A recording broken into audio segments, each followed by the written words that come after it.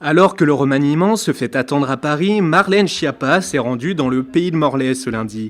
Au programme de la secrétaire d'État à l'égalité des femmes et des hommes, une rencontre avec les agricultrices dans un marché à la ferme de produits bio de Plougonvin. Toutes membres du réseau agriculture au féminin, elles ont fait part de leurs nombreuses difficultés pour trouver leur place dans leur métier.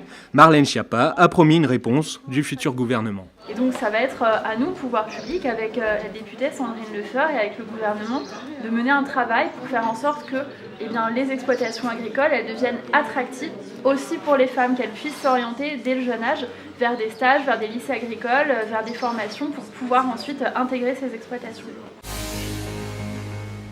L'hydrolienne de Sabella devrait retourner à l'eau ce mardi matin.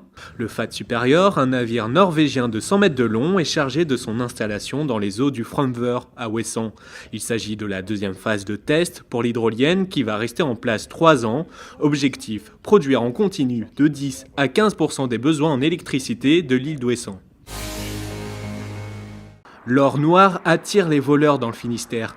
Les gendarmes comptabilisent une centaine de plaintes pour vol de carburant depuis le début de l'année, dont une nette augmentation depuis cet été. Les transporteurs sont les principales victimes et ils le paient cher. Les préjudices s'élèvent à plusieurs milliers d'euros. Pour les professionnels, une seule explication à l'augmentation des vols, la hausse des prix du carburant. La réserve naturelle nationale des 7 îles, à Perros-Guirec, pourrait voir plus grand. Actuellement de 280 hectares, l'État souhaite agrandir son périmètre par décret en 2021. Le temps d'organiser des concertations et de définir la nouvelle carte de la réserve. Les 7 îles protègent de nombreuses colonies d'oiseaux, dont le fameux macareux.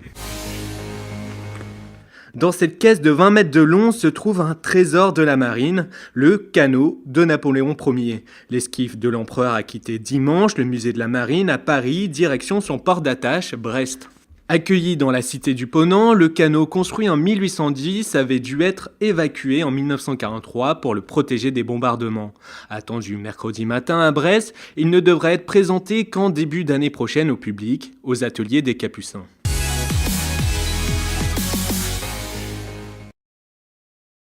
Mmh.